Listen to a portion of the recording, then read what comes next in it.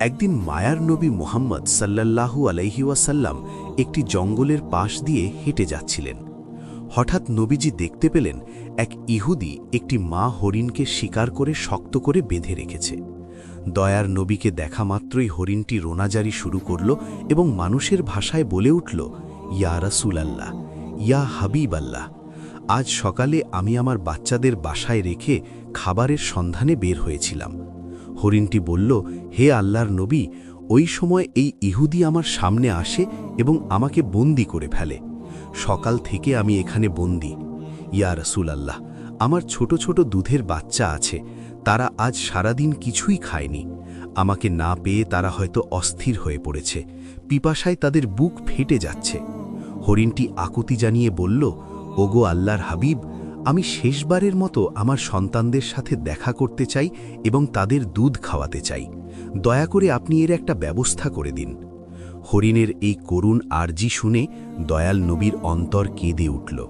তিনি ইহুদিকে ডেকে বললেন, হে ইহুদি, তুমি কেন এই অবলা প্রাণীটিকে আটকে রেখেছ? ইহুদি উত্তর দিল, আমি একে শিকার করেছি, আর বনের প্রাণী শিকার করা তো আমার অধিকার, তাই আমি একে ছাড়ব না। নবীজি বললেন, তুমি কি দেখতে পাচ্ছ না এটি একটি মা হরিণ? এর স্তন দুধে পরিপূর্ণ, এর বাচ্চারা না খেয়ে কষ্ট পাচ্ছে, তুমি একে একবার সুযোগ দাও। ইহুদি অবজ্ঞার সাথে বলল, আমি এত কষ্ট করে ধরলাম আর আপনার কথাই ছেড়ে দেব? একবার ছেড়ে দিলে কি বনের হরিণ আর ফিরে আসে? তখন বিশ্বনবী বললেন, তুমি একে ছেড়ে দাও, আমি জামিন হচ্ছি, সে তার বাচ্চাদের দুধ খাইয়ে আবার তোমার কাছে ফিরে আসবে। ইহুদি বিদ্রুপ করে বলল, বনের হরিণ কি আপনার বাপদাদার সম্পদ যে ফিরে আসবে? শিকার করা প্রাণী ফিরে আসার কি কোনো নজির আছে?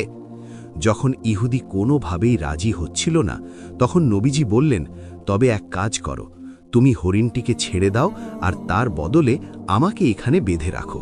হরিণ না ফিরলে তুমি আমাকে সারা জীবন বন্দী করে রেখো। ইহুদি ভাবল এটি ভালো সুযোগ। সে নবীজিকে বেঁধে রেখে হরিণটিকে ছেড়ে দিল। ছাড়া পেয়ে হরিণটি দ্রুত বনের দিকে ছুটে গেল। ইহুদি মনে মনে হাসছিল আর ভাবছিল, এই লোকটির মতো বোকা আর কেউ নেই, একটা বনের প্রাণীর জন্য নিজের জীবন বিপদে ফেলল। ওদিকে মা হরিণ দৌড়ে তার সন্তানদের কাছে পৌঁছল। বাচ্চারা তাকে দেখে বলল, আম্মাজান, আজ কেন এত দেরি হলো? আমরা আপনার জন্য অপেক্ষা করতে করতে ক্লান্ত হয়ে পড়েছি। মা হরিণ চোখের পানি ছেড়ে বলল, ওরে আমার কলিজার টুকরা সন্তানরা, তোমরা তাড়াতাড়ি শেষবারের মতো আমার দুধ পান করে নাও, কারণ হয়তো তোমাদের সাথে আর কোনো দিন দেখা হবে না। বাচ্চারা অবাক হয়ে কারণ জানতে চাইলে মা হরিণ পুরো ঘটনা খুলে বলল। সে বলল, মায়ার নবী মুহাম্মদ সাল্লাল্লাহু আলাইহি ওয়াসাল্লাম নিজের জীবন বন্ধক রেখে আমাকে তোমাদের কাছে পাঠিয়েছেন। ওই নিষ্ঠুর ইহুদি এখন আমার নবীকে বেঁধে রেখেছে। এ কথা শোনা মাত্র হরিণের বাচ্চারা দুধ পান করা বন্ধ করে দিল। তারা বলল, আম্মাজান, আপনি কি বলছেন? মায়ার নবী বন্দী আর আমরা দুধ পান করব? এটা অসম্ভব। চলুন, আমরাও আপনার সাথে যাব। নবীজির সামান্য কষ্টও আমরা সহ্য করতে পারব না। কিছুক্ষণ পর ইহুদি দেখল, বনের ভেতর থেকে কেবল সেই মা হরিণই নয়, তার সাথে ছোট ছোট বাচ্চাগুলোও দৌড়ে আসছে। এই দৃশ্য দেখে ইহুদি থমকে গেল। হরিণটি নবীজির সামনে এসে ক্ষমা চেয়ে বলল, ইয়া রাসূলাল্লাহ, আমার আসতে দেরি হওয়ায় আপনি কষ্ট পেয়েছেন, আমাকে ক্ষমা করুন। নবীজি ইহুদিকে বললেন, হে ইহুদি, এখন তো বিশ্বাস হলো, এই নাও তোমার শিকার, সাথে তার বাচ্চাদেরও নিয়ে এসেছে। ইহুদির পাথর মন এক মুহূর্তেই গলে গেল। সে চিৎকার করে বলে উঠল, ইয়া রাসূলাল্লাহ, বনের পশু পাখিও যার মায়া বোঝে, তিনি অবশ্যই আল্লাহর সত্য নবী। আমাকে আর হরিণ দিতে হবে না, আপনি আমাকে কালেমা পড়িয়ে মুসলমান করে দিন। সুবহান আল্লাহ। নবীজির দয়ায় এক ইহুদি ইসলামের ছায়াতলে আশ্রয় পেল।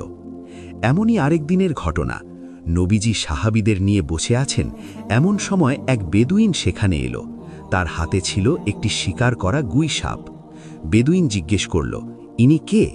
সাহাবীরা বললেন, ইনি আল্লাহর রসুল মুহাম্মদ। বেদুইন অহংকারের সাথে বলল, আমি লাত ও উজ্জার কসম খেয়ে বলছি, আমি একে নবী মানি না, তবে আমার হাতের এই গুই সাপ যদি সাক্ষ্য দেয় তবে আমি ঈমান আনব। নবীজি সাপটিকে লক্ষ্য করে ডাক দিলেন। সাথে সাথে সাপটি পরিষ্কার আরবি ভাষায় উত্তর দিল, লাব্বাইকা ইয়া রাসূল আল্লাহ, আমি আপনার খেদমতে হাজির। নবীজি জিজ্ঞেস করলেন, হে গুই সাপ, আমি কে?